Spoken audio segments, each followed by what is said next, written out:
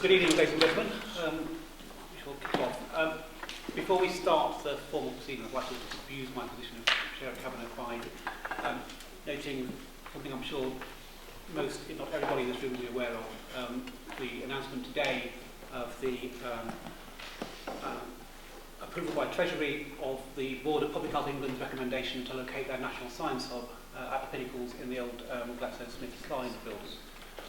This is something that I know a number of people have been working hard on over an extended period of time across parties and within the Council. It is a very positive development for Harlow. It will bring hundreds of high-quality jobs, and there may be further announcements later on in the autumn statement about further movements of Public Health England's activities at Harlow. So I'd just like to note that, and if you haven't seen the coverage, it's an extremely positive development for Harlow, and I'd like to thank everyone who's been involved in that. Moving on to agenda, item 1, apologies for absence. I have apologies for Councillor Mark Wilkinson, Emma Toll, John Strachan and Dan Purton. Are there any declarations of interest? None noted. The minutes on pages 4 to 10 of the agenda, are they an accurate record? Agree.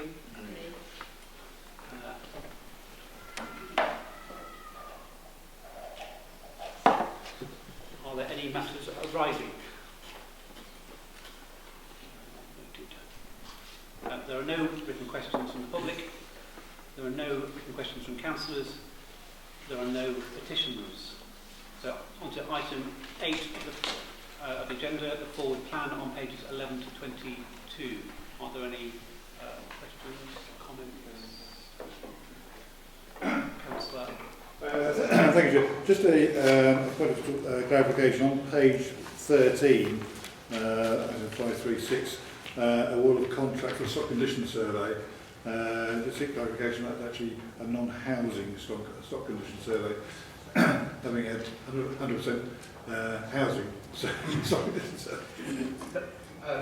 Mr Chair, my favourite topic on the forward plan, page 22, the local development plan emerging strategy, which I raise every single cabinet, again unallocated. At the last full council meeting, the leader of this council and the portfolio holder for regeneration said that the duty to cooperate wasn't a duty to agree. This has been a major delay to this important strategy. When is the council going to give us a definitive timeline of when they're going to put some form of strategy to us and stop wrangling over the issues to do with the duty to cooperate? It's time to get a timeline. The opposition would like to see that for the next cabinet meeting. A timeline has been published and is being held to some months ago. And if Councillor Charles spoke to his colleagues who sit on the local plan panel, he'll happily get a copy from them. I will send him a copy, but there is a plan that is currently being held to, that leads to the next stage of consultation in 2016 and an examination in public of the plan in 2017. That plan was published many months ago and it is still being held to, despite the fact that other councils, like Epping, have set their plan, we have not.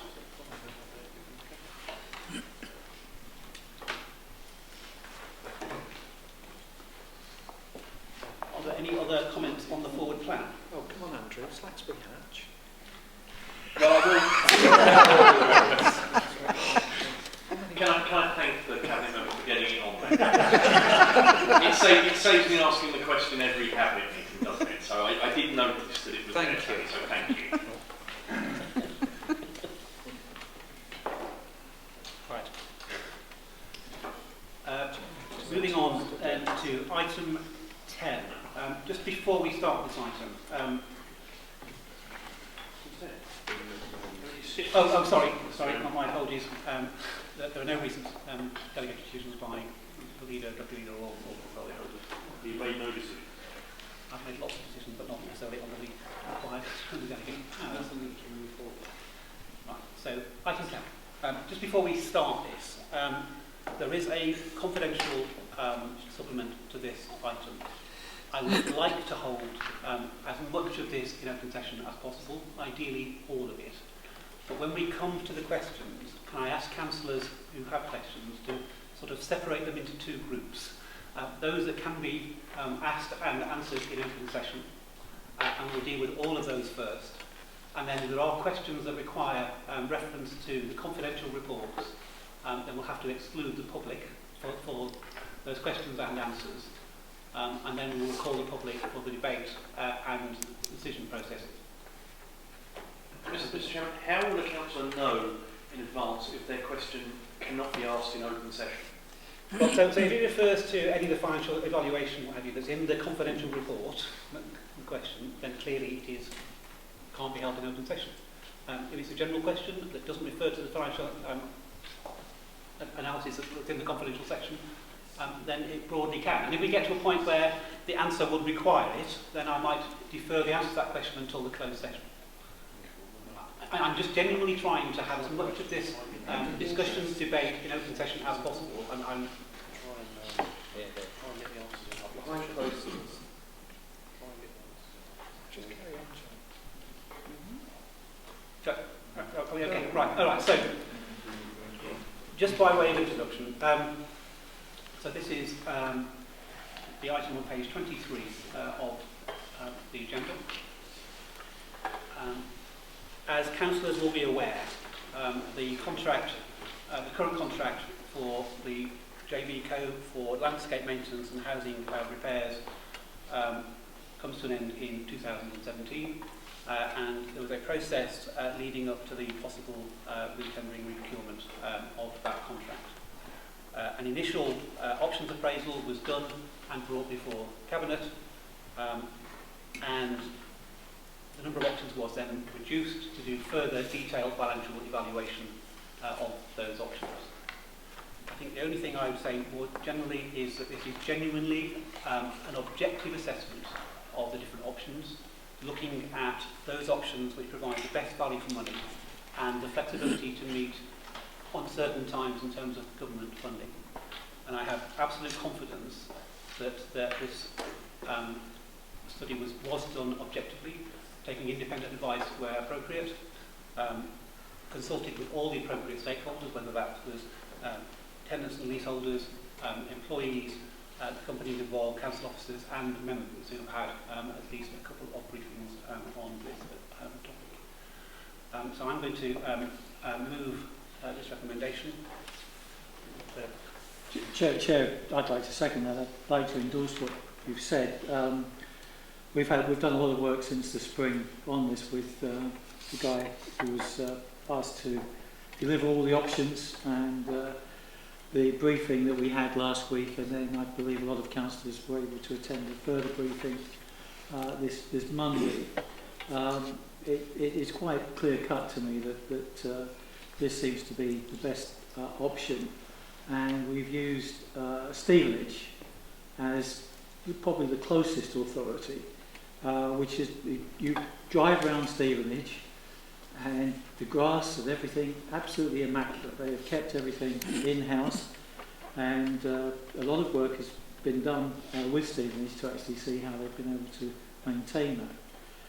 And without going into the whole thing, Chair, because I'll reserve my comments to the end, but just these introductory comments as a seconder to the motion. In regards to value for money, we can actually build now on what has been done. And with these uncertain times of enforced austerity that we're continuing to have to worry about for the next few years, we need to actually be clear in terms of being masters of our own house. We've already seen what Osborne's done to housing finance, and therefore we need to actually be in the driving seat when it comes to this major contract.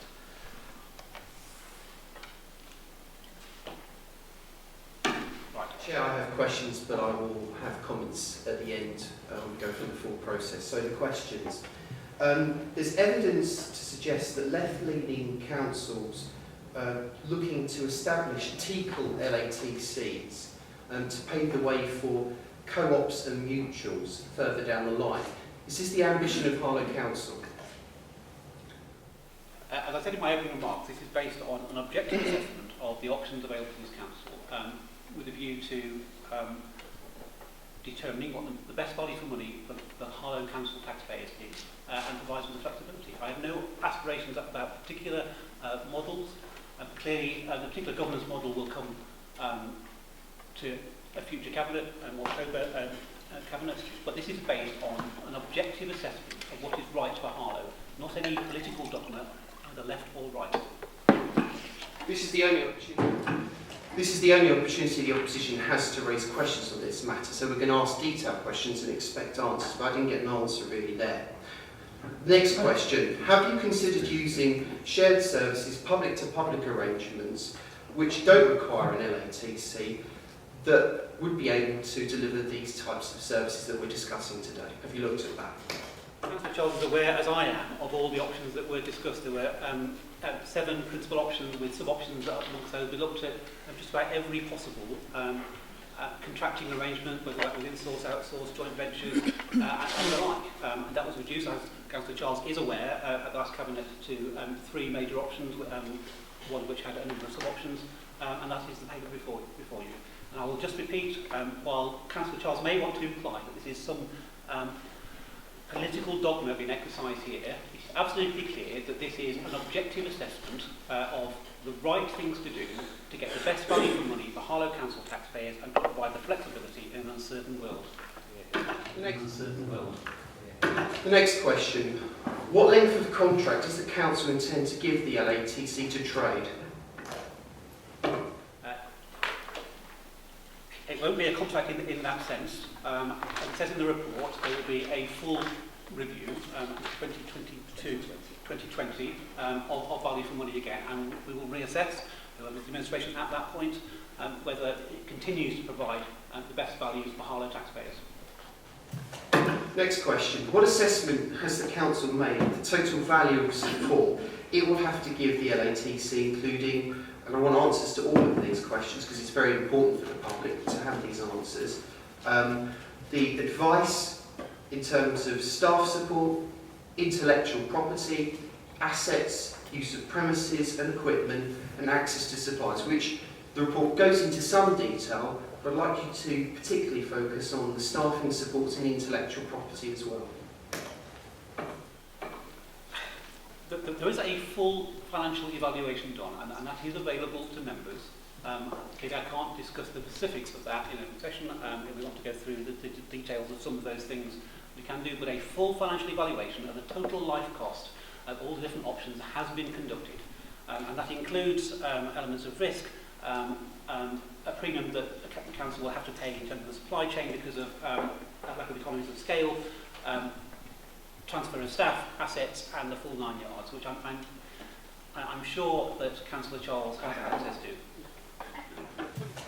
Next question. What assessment has the Council made of the total value of support it will have to give the LATC, including, and I want answers to all of these questions because it's very important for the public to have these answers, the advice in terms of staff support, intellectual property, assets, use of premises and equipment, and access to supplies, which the report goes into some detail, but I'd like you to particularly focus on the staffing support and intellectual property as well.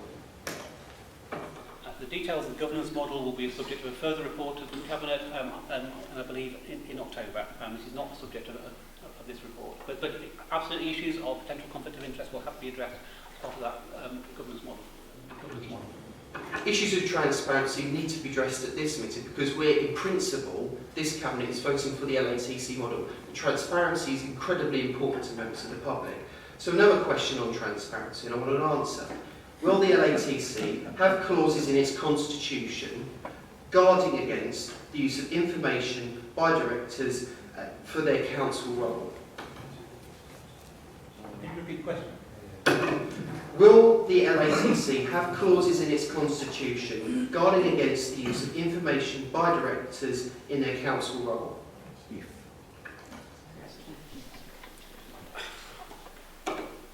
I generally don't understand the points that Councillor Charles is trying to make. I mean, there will be plenty of opportunity to discuss the detail of the governance model, who will sit on the board, and representatives from whether that's council members, council officers, third-party non-executive directors, and the like. But I would expect that the appropriate standards and the known committee standards and what have you would be applicable there, as it would any other part of public life. Again, no answers on transparency. In principle, Chair, Cabinet point has of order, Chair. Sorry, the way in which this Councillor is Danvers, I'm being going to allow yes. Councillor Charles to continue this questioning. Could he possibly Would the next answer the question? Would the council assume responsibility for the debts that the LATC was unable to pay? The LATC would be a wholly owned entity by the council, and so in that regard, it would be, clearly liable for any surpluses or deficits.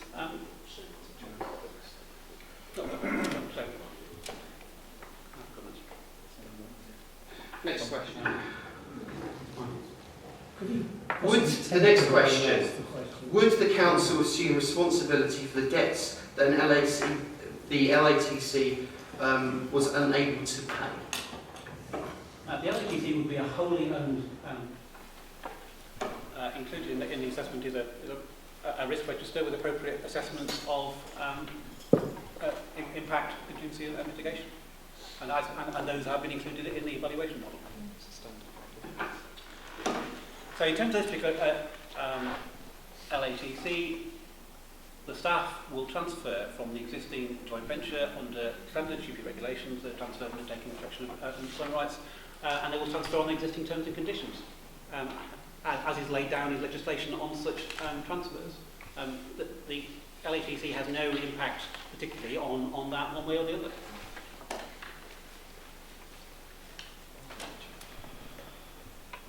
Councillor Johnson. Thank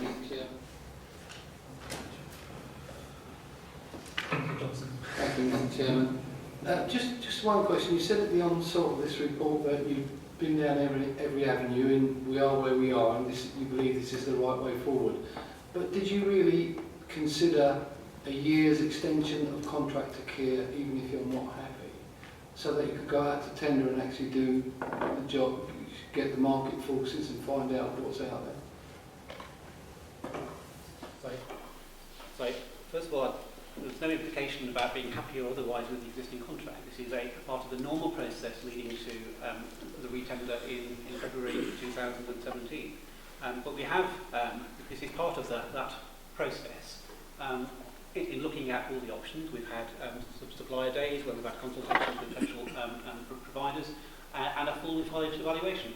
A year extension of the contract would make no difference unless the implication is that this objective evaluation has been anything other than thorough, and it has been thorough.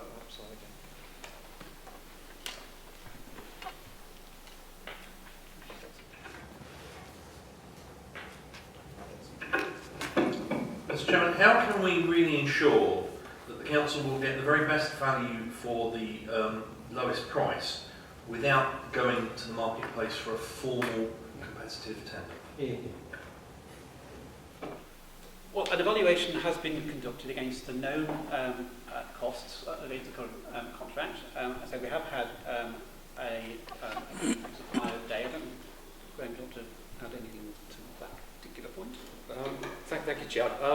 Obviously, suppliers were invited in, but I think probably the key answer to that, Chair, is the governance arrangements around what the council will wish to set up in terms of ensuring that the councillors on that governance structure are obviously holding the proposed board to account.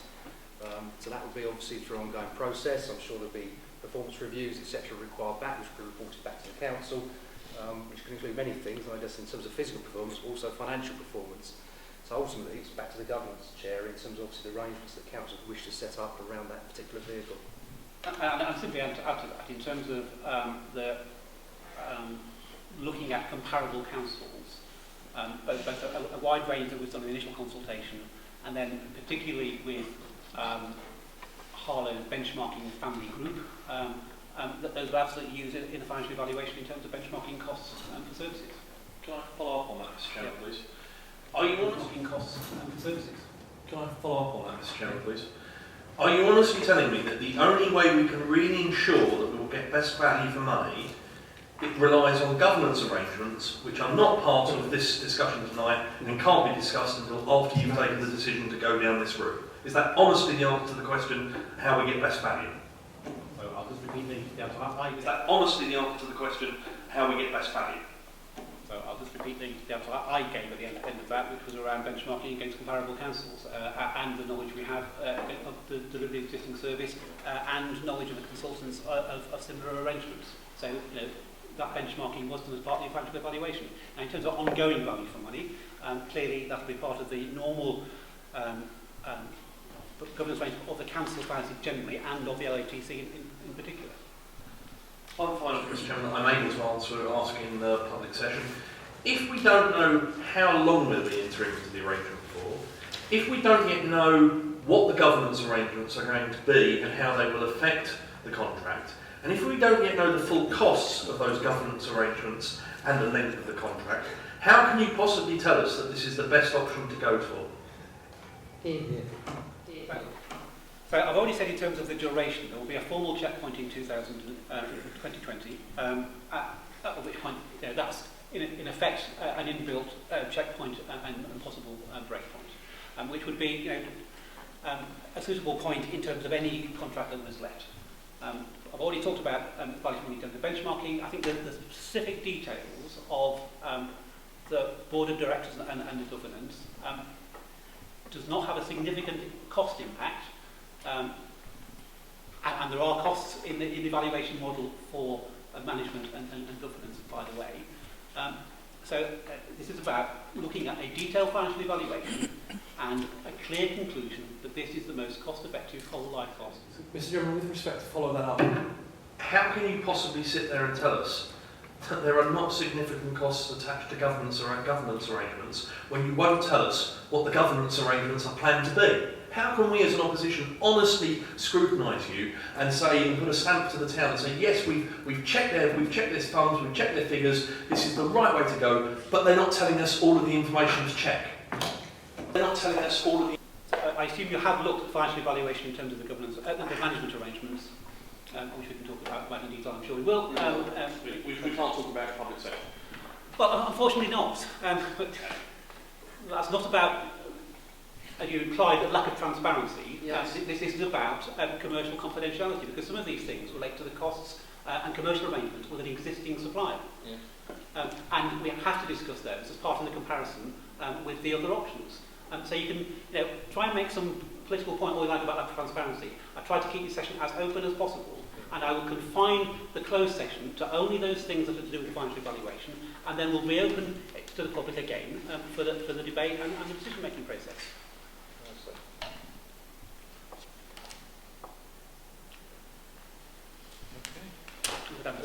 Chair, I recall sitting at a very different cabinet meeting a few years ago when I was sitting over there and Andrew Johnson was sitting over there, and there were no members of the public.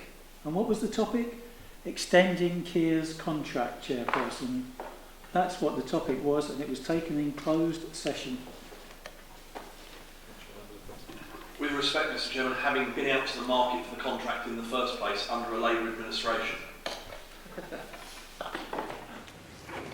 Bringing it back to more of a sound footing, on page 26, item 16, it says that you're going to demonstrate the value for money in 2020, which you have stated. Do you believe that, in light this is a new venture for Harlow Council, that to have a formal performance evaluation in 3 years is reasonable, and how have you come to that conclusion?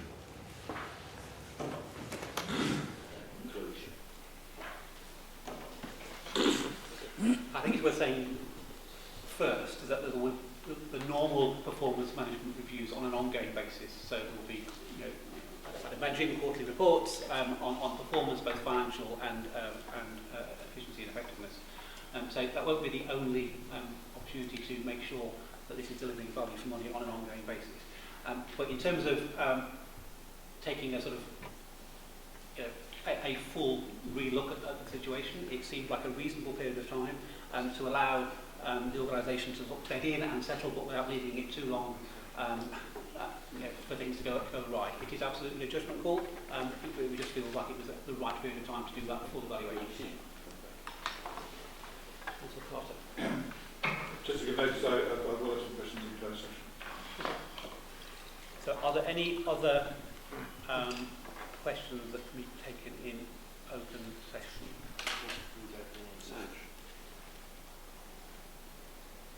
Right. So I apologise, I now have to read down words. So I'm going to move that the next section of this item will be taken in private session on the grounds that it is likely to involve the disclosure of exempted information as specified under paragraph 3 of part 1 of schedule 12A of the Local Government Act 1972. If and so long as in all the circumstances of the case, the public interest in maintaining exemption outweighs the public interest in disclosing that information. So I'm afraid I'm going to have to ask the members of the press and the public to adjourn. You're quite happy to wait outside. Right, thank you, members of the press and the public who will bore through through that session. Right, we've now completed the questions. Now open for any debate. So who would like to start? Okay. I'll start after.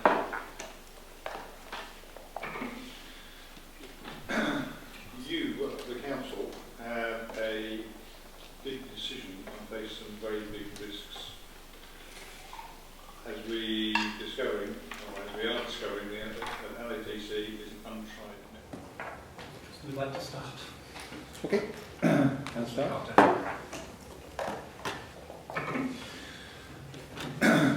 You, the council, have a big decision and face some very big risks. As we are discovering that an LATC is an untried method. Few, if any, councils have done this for this purpose, and certainly you in Harlow have no experience. The conclusions on the management summary state for the LACT, the council does not have the management skills, knowledge or experience of managing the services directly. Sourcing supplies at competitive rates is at risk. There appear to be plans in place to address these risks, but they are all risks to be borne by the council and at considerable and unidentifiable cost, as we've already elucidated. There is a fundamental flaw in the financial analysis, which seems to be conveniently overlooked, and that's using the same cost base for all 7 options. Whoever the provider and means of provision, it will cost the same. But how confident are you that this appraisal model works and is realistic? There's not much difference between the overall cost of the options and using the same cost base flattens any difference. We, the public, have to wait until next month to learn the government's arrangements. But until you know the what and the how of running an LATC, how can you make the biggest decision for this council for the next 10 years or 3 years or however long you intend to do it? A decision that will have a major impact on our staff, tenants, residents and businesses. Or, in the words of Councillor Danvers at an early meeting, would you rely on professionalism of the officers? In which case would be you're doing here. Councillor Danvers. Chair, just a few points to add. As we've got these devices, we might as well use them. Norfolk County Council takes back social care. Blackburn with Darwin Council takes back running of key services. Time right for Council to take back in-house, this is Water and Forest. Birmingham Council to bring Capita contract back in, and that's just the first 4, Chair, that have flashed up. To actually say it's untried and untested is nonsense. What is wrong is the way in which the contract was extended with Kia last time. What did the then Tories do? First of all, they instructed Kia to cut the money on landscaping, and by God did we see the difference in the town. And it's taken us a couple of years to actually turn that back round. What else did they do? They completely took away the guarantee conditions of, so they directed that Kia would be allowed to take away the protected conditions of service of employees. And in fact, Kia have operated that, and what I've gathered, in fact, wages have gone down with new employees, conditions of service have gone down. That's because the Tories, when they extended the contract to Kia, directed them to be allowed to do that. So I'll take no lectures tonight about what is and what isn't right. This seems to be the way forward to me. In the report, it actually mentions the financial benefits to the authority, and I would reiterate, one of the problems, and we have to take lectures from Tory councillors with the Tory government imposing austerity, telling us that it's going to get worse and worse for local government in these unsure times. They have the audacity to actually complain about why we're trying to actually safeguard the town services. And in taking them back, Chair, I have every confidence. And the other thing, just one other thing, is that we have a chief executive in Malcolm Morley, and we have Graham Branchett, who were here before all of this happened, and they have experience of all of that, and it's not something that's going to be new to them either. So all in all, to actually paint some picture that this is some kind of jump into the unknown is rubbish. Look at local authorities. I am on Essex County Council, and I reiterate, Essex Cares is one of the main arms of Essex County Council. They've appointed their former leader, Peter Martin, to take control of it. They have, from time to time, they have to redirect what it's doing, because, once again, ironically, the Tory government have cut so heavily into social services. It's on our doorstep, Chairperson, of tried and tested model that's been going on. And that's not the only one that Essex have. Essex have a number of other in-house contracts as well. And I believe Joel actually said to begin with about left-leaning councils. Well, I don't think Essex County Council are very left-leaning. So all in all, Chair, I welcome this report. I think it's the right way forward, and I would hope that it's supported.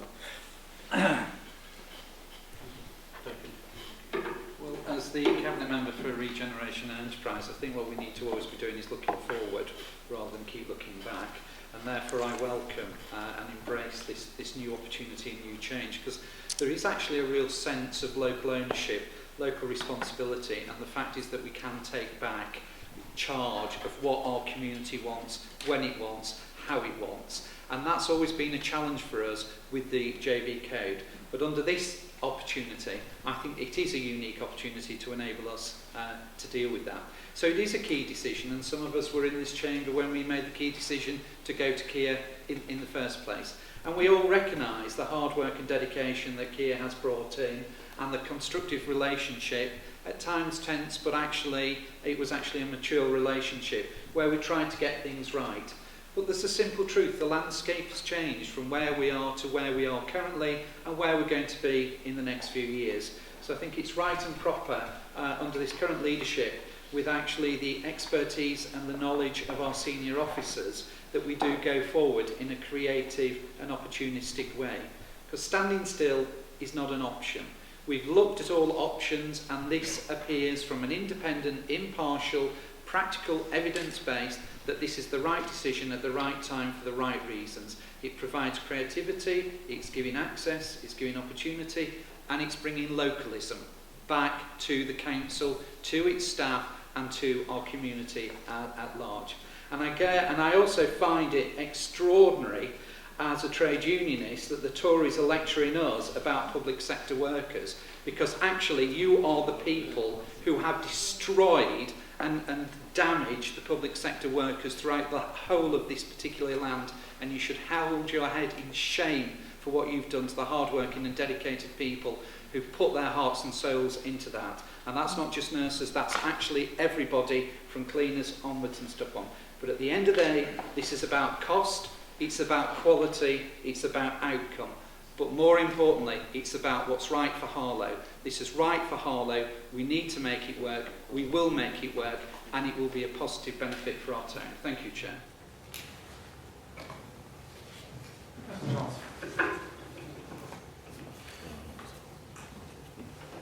We've heard tonight that the council plans to move the services currently undertaken by JVCO arrangements with Kia to an in-house option with a local authority trading company. We've raised a number of questions tonight in public session and in private session about our deep reservations moving to this kind of model. What alarms me the most tonight is that we do not know the basic detail on governance arrangements for the LATC. That will come at a later date. We don't know some of the basic costs for the oversight of the LATC. That will come at a later date. My concern is, how can a council, on such a fundamental decision tonight, in principle, vote to go ahead with this option if they don't know some of the most basic principles of governance, overview and scrutiny of such a model? Across the country, it is true to say that there have been LATCs developed by other local authorities. I think it's important to look at some of the cases and where they have failed. Labour Council, Sept Labour Council, set up a LATC model, and that was pretty much a disaster for the workers. And I think public sector workers should be very concerned about an LATC model.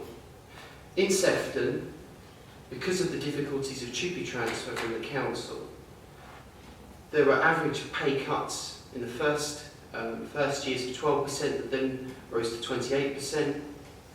There was also 124 redundancies, and the council was forced to revise its works with the LATC in the end. Now that's very alarming, and there have been other cases where LATCs haven't been up to the mark. I asked the leader of the council earlier, what would the council do if we go down the LATC route and it made a loss? No answers. A lot of the questions that the public would rightly want to understand and learn about have been taken in private session, and that's deeply disappointing tonight. When we were in administration, we took bold decisions on big procurement exercises for the waste and recycling contract and the crematorium. And we have always taken the view, particularly when we're in opposition, to test the market.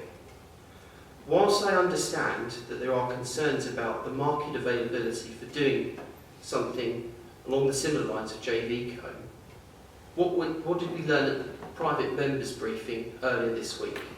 That our relationship with Kia and the JVCO has been good value for money for this council. It's performed well. For me, personally, as a Conservative, I always take the view that we should test the market.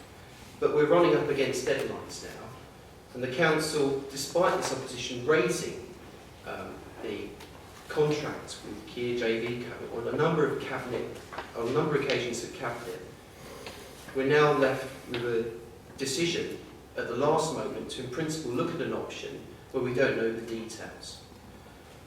The analysis of the move towards an LATC was purely based on cost. Obviously, residents are concerned about the performance in itself of landscaping and all kinds of services that are provided by the JVCO at the moment. And I'm alarmed that performance wasn't up there in terms of the benchmarking with cost. Ultimately, we've not been given enough detail tonight to make an informed and intelligent decision. And that's a very disappointing day for this town. Any comments? Well, I will make one or two remarks. I understand the opposition want to try and make this some tribal party political points. Constant references to left-leaning councils and what have you. I'll repeat the remarks I made at the very beginning of this. This was based on an objective assessment over an extended period of time, looking at a number of other councils and how they do their business, both in our particular benchmarking group and more widely. A wide range of options were considered in the first section of this that was brought to Cabinet. That was narrowed down to still quite a broad range, and a detailed financial evaluation was done. Councillor Johnson just talks about you should go out to the market and it'll take a little time and a little money. Well, we know exactly how much time and money because that's in the financial evaluation that clearly they haven't looked at the detail of. In terms of overview and scrutiny, there will be the mechanisms in place, the performance reviews, both with residents and tenants and leasehold organisations and other elements in the council, including cabinet and scrutiny. And yes, some detail of the specific form of the Board of Directors has yet to be determined. That's not going to be a significant element of the cost, but this is about an objective assessment. Yes, Councillor Cost has pointed out some of the risks, and absolutely there has been a comprehensive look at all the risks and an assessment of the impact of those. This is about getting the best value for money for this council and council taxpayers, and providing the flexibility that we need to face an uncertain world. And that analysis has been done on an objective basis, not on some political party dogma, but on what is right for all the stakeholders, the residents of Harlow, the taxpayers, yes, the employees who are going to deliver these services. And on that basis, I'm absolutely convinced that this is the right thing to do. Councillor Charles has cited other examples like Sept, and well, that wasn't about transferring from an existing outsource arrangement into an LATC. That was from the council directly to an LATC, which is completely different in its nature. So, yes, we'll have a further discussion about the specific low-level details of governance at the next Cabinet meeting. But in terms of this being the right approach, for value for money, for quality, and the remarks about this is only about money and not about quality, and given the significant reductions in the service standards that were met, that we took a little while to turn around but are getting there, in terms of the state of this town, I think that's a bit rich. This is the right thing to do, and I would strongly support this. So, we come back to give me a second while I just find my agenda.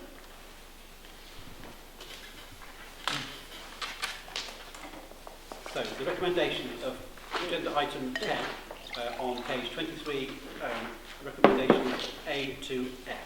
Are we agreed? Agreed. Absolutely. Thank you. Oh.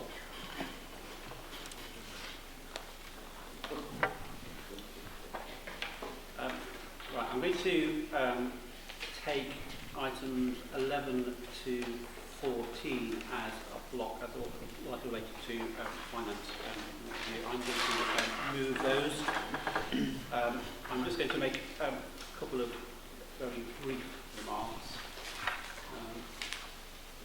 Running on a little bit.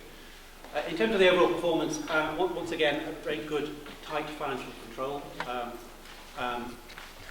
Progress has been made in a number of areas. I would simply cite one specific one around the lost calls in Harlow, in Contact Harlow, which I know has been subject of discussion in this chamber on a number of occasions, point out that this is the best quarterly performance since records were started in 2004. There are many other improvements. There are some areas that still need attention, and unsurprisingly, given my remark I made a few moments ago in the areas of landscape maintenance in particular, but there are service improvement plans articulated in the report. Yes, sure. So I'd second this, Chair. As you said, there's quite a few good news stories in here. It's not all good because there's one or two things that we're still chasing up. But generally speaking, it's given the circumstances that we're in, I think that's where we're coming from. I think that's the most important thing to establish.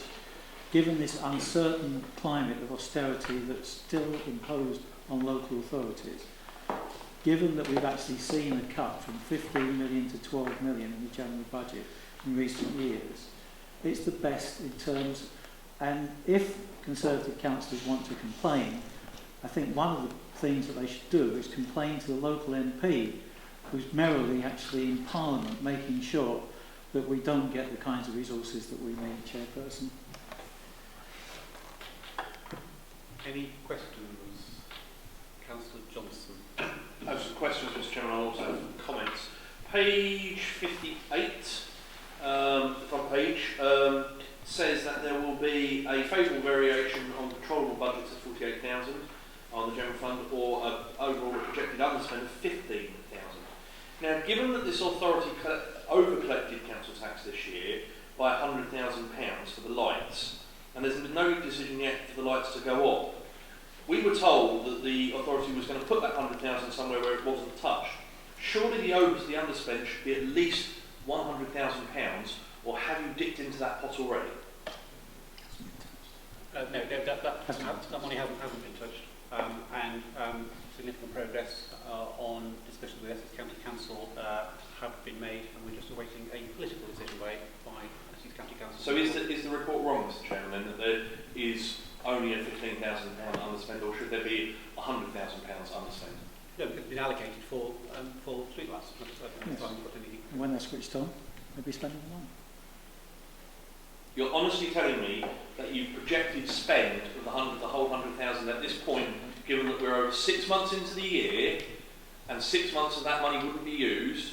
There should at least be then 50,000 underspend in the budget, but there's only 15,000. So what's happened to that £100,000 of money? 100,000 is there for street lighting, and until we know from Essex, and then I agree with you, what will happen is that presumably we can actually estimate for the rest of the year how much we'll have to spend on street lighting and how much will be over. But until we know that, that money is set to one side for street lighting. Essex need to make a decision. They've already made indications. They need to get their act together. In fact, has he gone? In fact, the very person here who needs to actually get his skates on has just left. Possibly, perhaps he knew this was coming up, Chairperson, because the county, he's quite in favour of turning off our street lights. Any questions? Councillor Johnson. I have some questions, Mr Chairman. I'll also have some comments. Page 58, front page, says that there will be a favourable variation on controllable budgets of 48,000 on the general fund, or overall a projected underspend of 15,000. Now, given that this authority over-collected council tax this year by £100,000 for the lights, and there's no decision yet for the lights to go on, we were told that the authority was going to put that 100,000 somewhere where it wasn't touched. Surely the over to the underspend should be at least £100,000, or have you dipped into that pot already? No, that money hasn't been touched, and significant progress. Colleagues see that the focus of attention and the bright light of attention is focused upon a particular issue. It will encourage them to actually ensure that performance in relation to those areas will improve, and that's why we continuously look at performance and seek to ensure that performance improvements are made or action is being taken to address those issues. So the only practical step we're taking to the fact that it's taking longer to respond to complaints is naming and shaming people in turn? No, it isn't quite that, because you know as well as I do, I trust that colleagues are committed to improving performance, and what we do is ensure that wherever possible, that we identify the causes of delays and address those causes and work with people to ensure that systems change and processes change, to ensure that we can respond appropriately to the complaints that are made. Mr Chairman, also on the page it says, although levels of complaints have reduced, yet on page 66 you produce a graph that shows that levels of complaints have increased. Which is it? I'll have to get the appropriate page 66.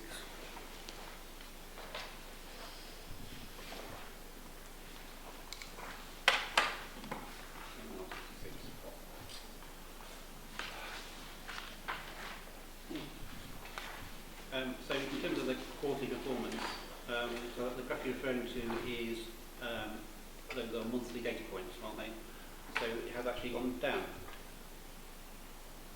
In this There's quarter. a clear trend line on there showing that it's going up over that period of time.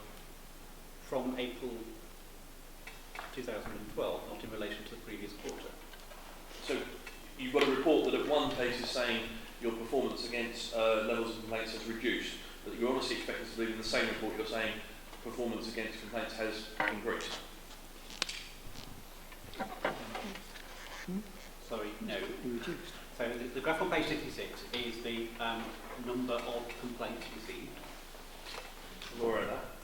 Sorry? I'm aware of that. And there's an increase in complaints received. And then, sorry, not quarter on quarter. You're looking at the long-term trend. And this is a quarterly report. And then, sorry, looking back to the and so the statement that says the levels of complaints reduced in comparison to the last quarter is correct. I'm a bit confused about the point you're trying to make, Councillor. So, if I'm trying to establish whether the level of complaints is reduced or increased. You're saying that the level of complaints is reduced, in which case, why has it taken more time then to respond to the complaints that have come in? Because it says in the next sentence that the complaints dealt with more complaints.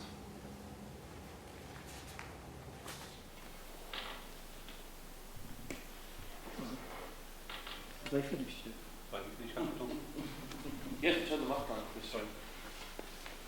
Chair, this is going to get worse and worse up and down the country. I think what Councillor Johnson's doing is exactly the same as Robert Halfon. They're telling us one good news story in Harlow of how wonderful the Tories are, and in Parliament, cutting back resources for local authorities up and down the country. Essex County Council alone will, by 2020, will probably not have enough money except to actually pay for its care budget. That's how bad it's getting. And to then start to lay at our door this kind of mumbo-jumbo in terms of trying to interpret statistics which could be proved at any point. I think Disraeli talked about statistics, and I think we all know the quote, so I won't bother to actually repeat it, because it's rude.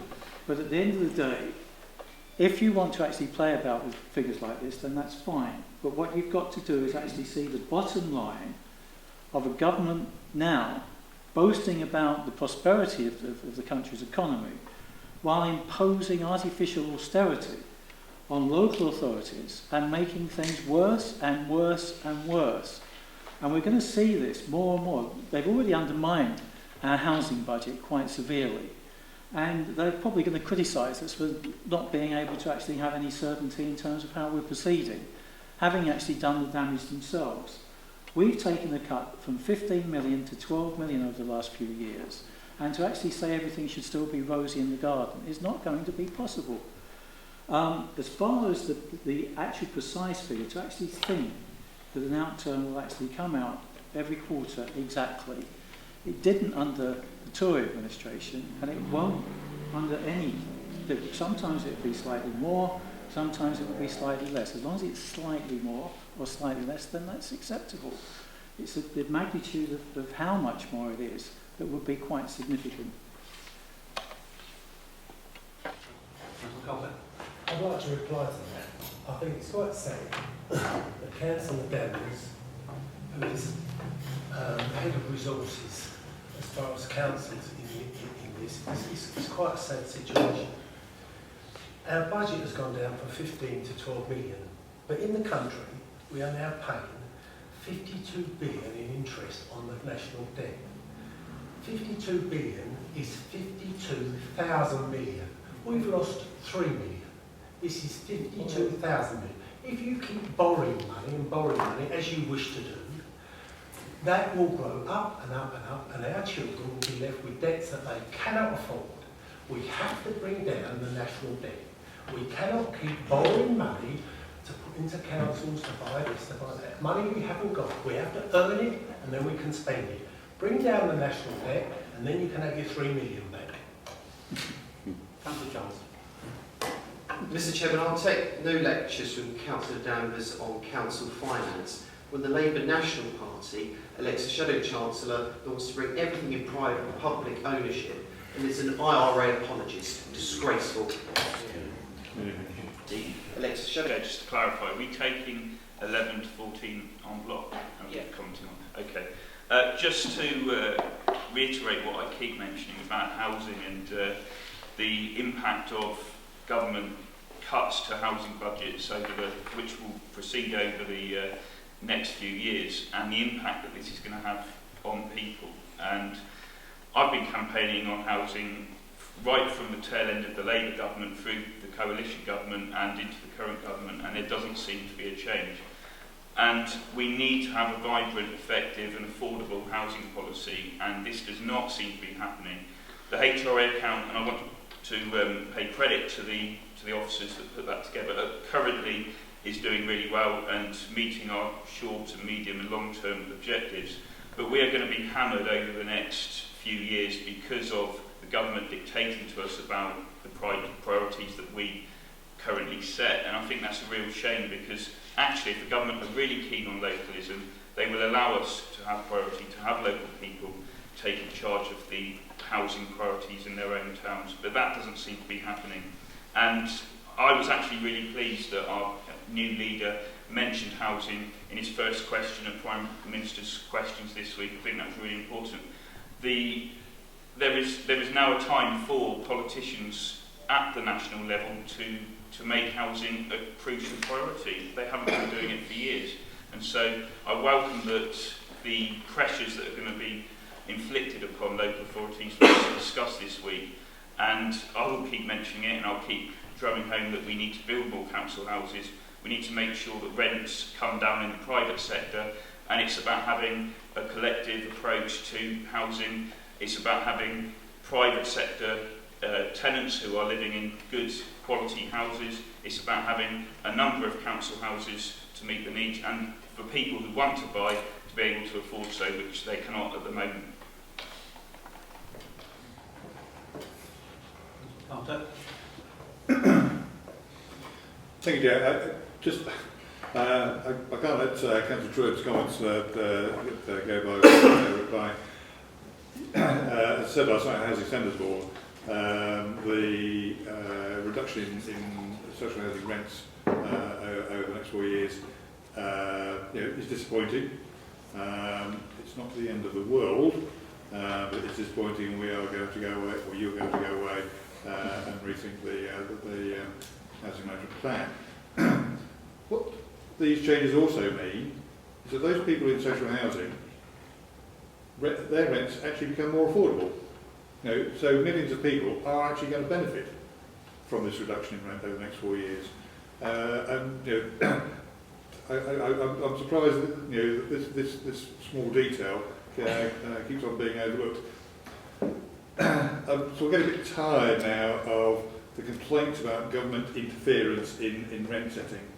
We've just reached the end of a 15-year rent convergence policy imposed by a Labour government. That's been government interference in our rent setting. This is no different.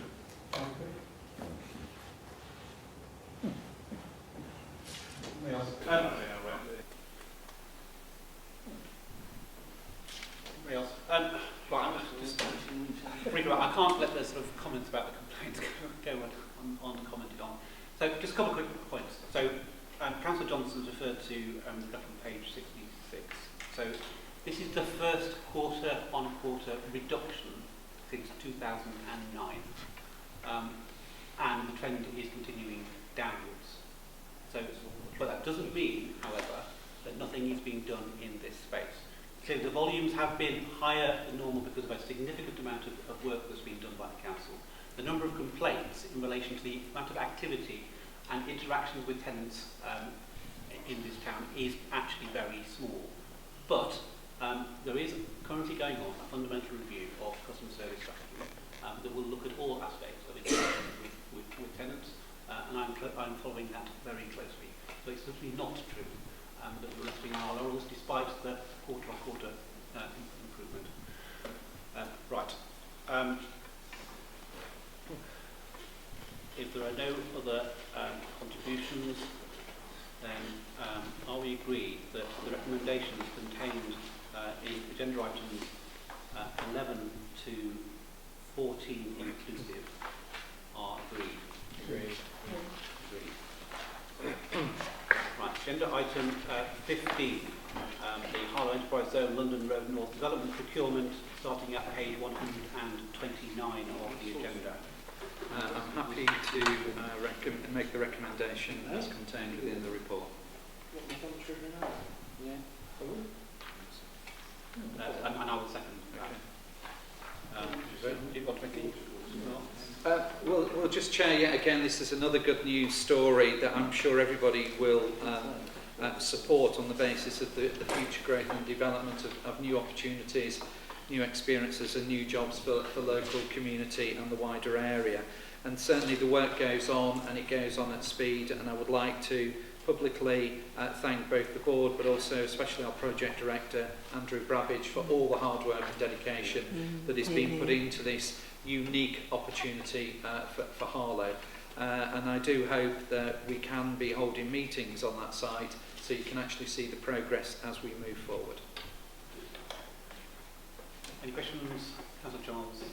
Just a comment. Yeah. Of course, we welcome this report, and we obviously welcome what Andrew does on a daily basis to drive all the activity going on at the enterprise zone. It's an incredibly exciting time, and everyone is in agreement with that. It coincides, of course, this announcement with the earlier comments that the leader of the council said in terms of George Osborne's visit to the town and the commitment of Public Health England coming to Harlow, £350 million worth of investment. Harlow is becoming a crucial hub for science in this corridor of the region. And I think that there are exciting growth opportunities to come, and Harlow is being put on the map thanks to the good work of our local MP, Robert Howthorne, and the Chancellor of the Exchequer. So I'd just like to endorse that to a degree. I think absolutely that there are exciting opportunities in Harlow in terms of creating high-quality jobs, both in the enterprise zone and in Public Health England.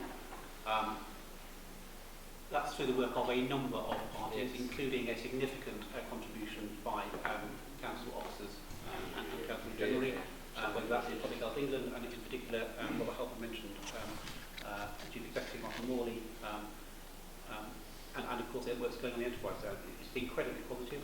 I think we have to lobby for the infrastructure to go with this jobs growth as well. I've made that point a number of times today in various media channels, and I welcome the opportunity that this presents itself when I met with the Harlow Chamber of Commerce, which I do on a regular basis earlier on today. So I think this is a very positive thing. Are there any other further comments on this particular item? Councillor Johnson. Just to concur that our Chief Executive has been doing some sterling work on our behalf. There are no further contributions, then are we agreed on the recommendations on page 129A to C? Agreed. Agreed. Thank you. Moving on to item 16 on the agenda, the Legal Services Strategic Procurement Framework Agreement, starting on page 134 of the agenda. I'd like to move this, Chair. And I will second. Are there any questions? Comments? If there are no contributions, are we agreed on the recommendation on page 134? Agreed. Agreed. Thank you. Moving on to item 17. So first one is 17A, which is referral from the Cabinet Overview Working Group on page 135 to add 2 additional items to their work plan.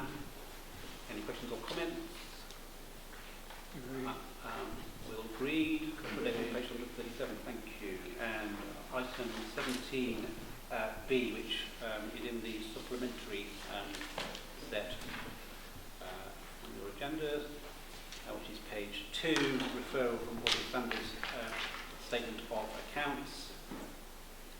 Agreed. Any questions, comments? We agreed the recommendation on page 2, supplementary pack. And then 17C, the letters of representations. Any questions or comments? We agree recommendation on page 6, supplementary pack. Agreed, thank you. And then going back to the main agenda, we're nearly there. So page 18, minutes of the Safety Committee and the Cabinet Working Group for noting. Sorry, Councillor Carter. Thank you. I just wanted to make a brief comment on page 141, the minutes of the Safety Committee held on 6th of July about the defibrillator training. Have already been to more than 20 staff. Being one of those few people to have survived a cardiac arrest, this is a particular piece of news I completely welcome. Obviously, all in all, people would be trained better. We'll jump on you, Chair. I'll be there. That's what you're worried about.